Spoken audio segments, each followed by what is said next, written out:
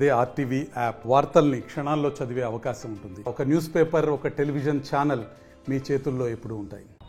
మహబూబ్ నగర్ పట్టణంలో కూడా నేరాలను అరికట్టేందుకు కూడా ఆటోలను ఎక్కువ ఉపయోగించుకొని కూడా నేరాలు ఎక్కువ జరుగుతున్న నేపథ్యంలో కూడా పోలీసులు కూడా జిల్లా ఎస్పీ అయితే జానకి ధరావత్ ఆధ్వర్యంలో కూడా ట్రాఫిక్ పోలీసులు కూడా ఆటోలకు ప్రత్యేక నెంబర్ వేసే పరిస్థితి కనిపిస్తుంది. ప్రస్తుతం మనం మహబూబ్ నగర్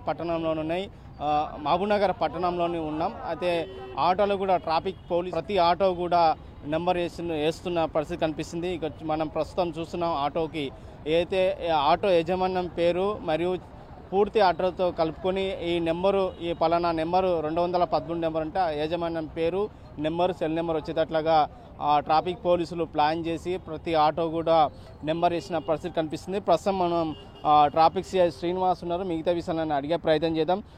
సార్ చెప్పండి, ఆటోలకు ఏ విధంగా నెంబర్ వేస్తున్నారు? మహబూబ్నగర్ పట్టణంలోని ఎన్ని ఆటోలు ఉన్నాయి?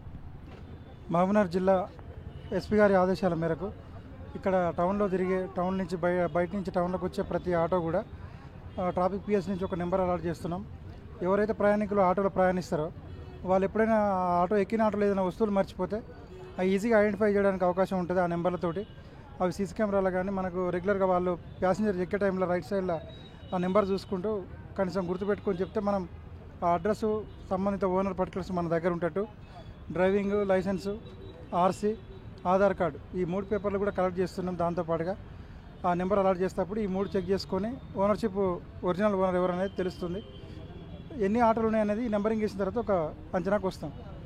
ముఖ్యంగా ఈ మధ్యకాలం కూడా ఏదైతే మహబూబ్ నగర్ పట్టణంలో కూడా నేరాలు కూడా ఎక్కువ జరుగుతున్నాయి, దొంగతనాలు కూడా జరుగుతున్నాయి. ఎక్కువ శాతం 3 వీలర్ ఆటోనే ఉపయోగించుకోవడానికి తెలుస్తుంది ఈ మధ్యకాలంలో. దీనిపైన ఎలాంటి చర్యలు తీసుకుంటున్నాను? ఈ ఆటో ఉపయోగించి ఎట్లాంటి నేరం చేసినా ఆటో డ్రైవర్లు కానీ, ఓనర్లు కానీ, లేదా ఎవరన్నా నేరం చేసి ఆటో యూజ్ చేసుకొని బయటికి రైల్వే స్టేషన్కి, బస్ స్టాండ్కి ప్రయాణం చేసి వెళ్ళిపోయినా వాళ్ళు పక్క మనకు ఐడెంటిఫై చేసుకోవడానికి అవకాశం ఉంటుంది. వాళ్ళని ఆటోలు ఎక్కిపోయారు, ఇక్కడి నుంచి ఇక్కడ దిగిండు అని తెలుస్తుంది. కాబట్టి అట్లాంటి నేరాలు జరగకుండా అరికట్టడానికే ప్రయాణికుల సౌకర్యార్థం అందరి కోసమే ఇట్లాంటిది నెంబరింగ్ ఇచ్చుకుంటూ మనం ఐడెంటిఫికేషన్ చేయడానికి ట్రాఫిక్ పిఎస్ నుంచి నెంబర్లు ఇస్తున్నాం. అంటే ముఖ్యంగా ఈ ఆటోలకు నెంబర్ చేస్తున్నారు, అయితే పబ్లిక్ ఎట్లాంటి ఐడెంటిఫై చేయాలి, ఏ విధంగా మీకు సమాచారం అందించాలి? ప్రతి ప్యాసింజర్ ఆటో ఎక్కేటప్పుడు మీరు రైట్ సైడ్లో, ఆటో ఎక్కేటప్పుడు రైట్ సైడ్లో నెంబర్ ఉంటుంది ఆటో మీద. మనం ట్రాఫిక్ పిఎస్ ఇచ్చిన నెంబర్ ఉంటుంది, సీరియల్ నెంబర్.